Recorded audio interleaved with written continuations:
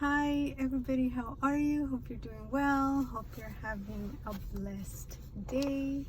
So I have a word for you guys today, and it's already late in the day, so the sunlight, like the sun's already like setting. So I have like every light on in here. But as long as you can hear me and I can read my notes, we'll be good, okay? But I know that I needed to put this out today. So this word comes from a number. He highlighted the number 92 yesterday for me. And so I looked up what it means. 92 in Hebrew means to bind, a band, a knot, bundle. Okay. And in the Greek, it means a wrong done, evil doing, iniquity, matter of wrong. And here, when I looked up the Greek, it said that it comes from the number 91. So then I went to 91 and, oh Jesus. Okay, it should stay. I looked up 91, and 91 means unjust and to be an offender. Okay, so right away I was like, okay, God is binding up all the wrong that's been done. God is binding up all evil doing. God is binding up iniquity. God is binding up matter of wrong. God is binding up all injustice. And that last one, to be an offender. God is binding up the offenders. Okay. So where there was injustice, now there will be justice. So this is like a turnaround of God finally just stepping in and doing what only He can do. Okay, so I was like, oh my gosh, yes, Lord, just do it, please. Oh my gosh, the sunset is beautiful. Oh my goodness, I want a picture. I'm gonna stop. I'm gonna get a picture. Okay, I got my picture. I'm probably going to use it as a thumbnail to this video. Okay, so where were we? Okay, yes, God is stepping in. There's going to be a turnaround of everything that has happened to you. There's going to be justice. God, if God promised you justice, it's time. And I have to say that this makes me think of Kingdom Spouse. This ties in with Kingdom Spouse, because in the Hebrew, the 92 means to bind, a band, a knot, and a bundle. Okay, so to bind means like to cleave, right? Becoming one. A band, I thought of wedding band. A knot, like tying the knot. And a bundle, as in bundle of joy, as in babies, as in being fruitful and multiplying. Okay, so this just confirms other words that God has given, where He has said that there's one more battle to fight, and that this fight, you're not going to fight it alone. Your kingdom spouse is coming before, not after. I know our way of thinking is like, no, God, this needs to happen first, and this needs to happen first, and first this, and God is like, no. God has been saying this, okay? So this last battle that you are going to face, you're not fighting it alone. Kingdom Spouse is coming before. okay? And kingdom spouse says that God has instructed you to show up, to come. You need to come, you need to show up, okay? You need to be obedient, you need to follow his instruction, okay? Yeah, because until you step in, until you assume your position, then nothing else is going to happen, you know. And you don't want for God to humble you in such a way where you're kind of forced and kind of left without a choice. And really, when it comes to God, if we have given our lives to him, if we are submitted and surrendered, it's no longer us who live, right? It's Christ in us, Christ through us.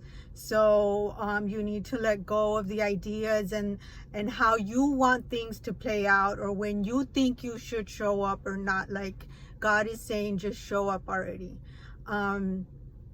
Yeah, because this last battle won't come to an end. God won't do it until everybody's in position, okay? And so God has said the kingdom spouse is gonna come before this is settled. Once he comes, then God's gonna take care of it.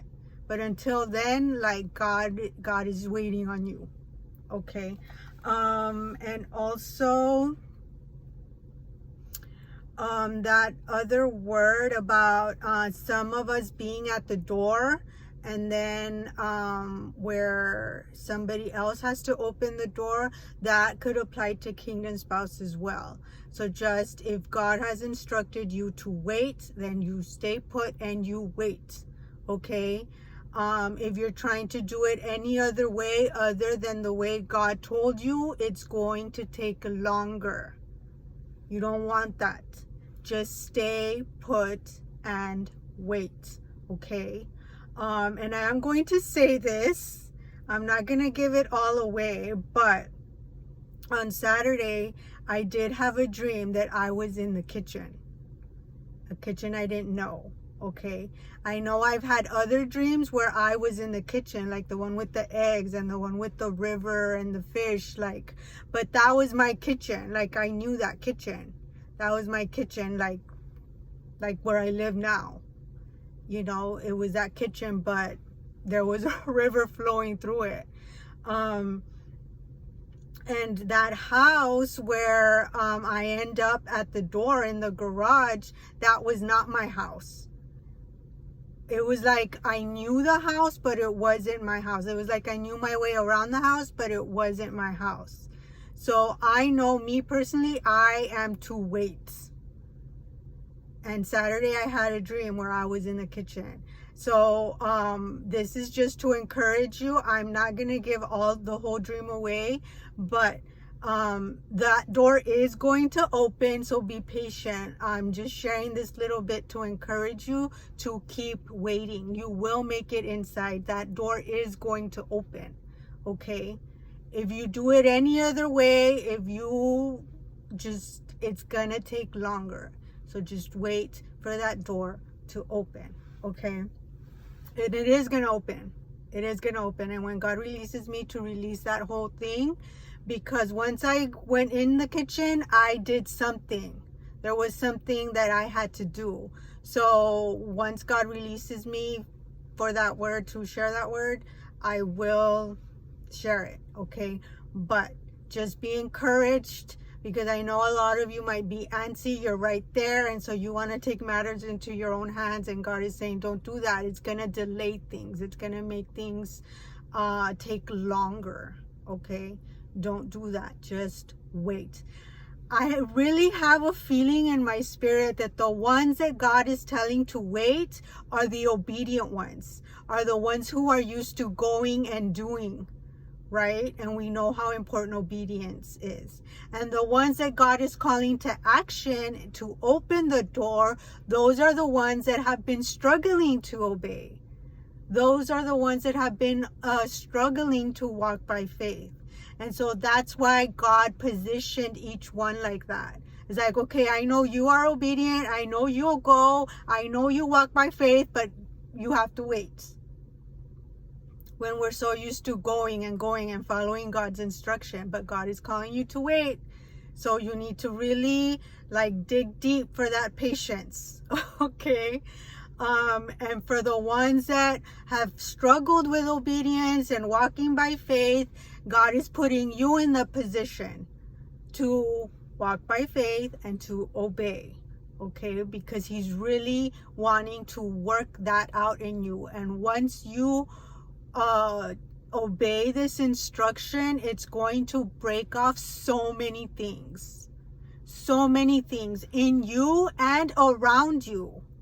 Okay, because once you open that door, remember, all the ants, all that stuff is going to fall.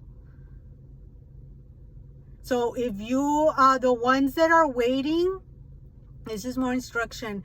Pray and intercede as the Lord leads, because I'm sure, since there's so much writing on that act of obedience to open the door, I wouldn't doubt that there's warfare going on. You know, that they're struggling, right? It's a struggle. They may want to, but it's a struggle. Okay. So pray and intercede for the door openers. Okay, if you're the one waiting. Okay, that's all God wants you to do, but stay put. Okay, and then the way God confirmed this word, I was talking to a friend this morning, and she asked me to look up 23. I guess God highlighted 23 for her, and she asked me to look up 23 for her. And 23 in the Hebrew means my Father has gathered. And then in the Greek, it means to be indignant, to grieve much.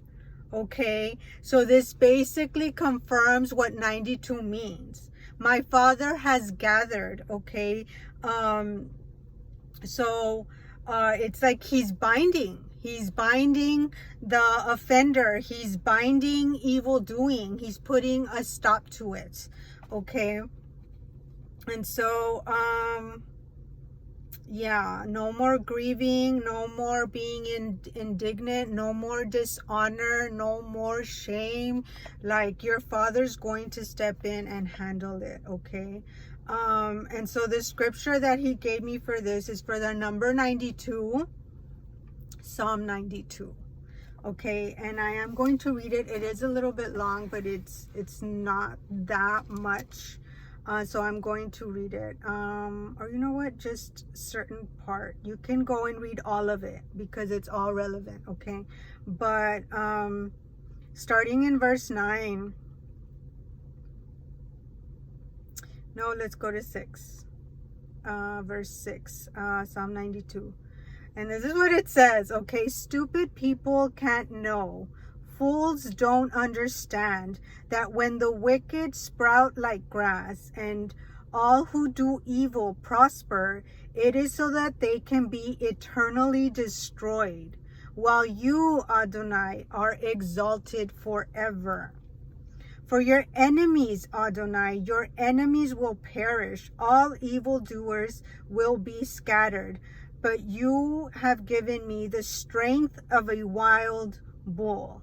You anoint me with fresh olive oil. My eyes have gazed with pleasure on my enemy's ruin. My ears have delighted in the fall of my foes.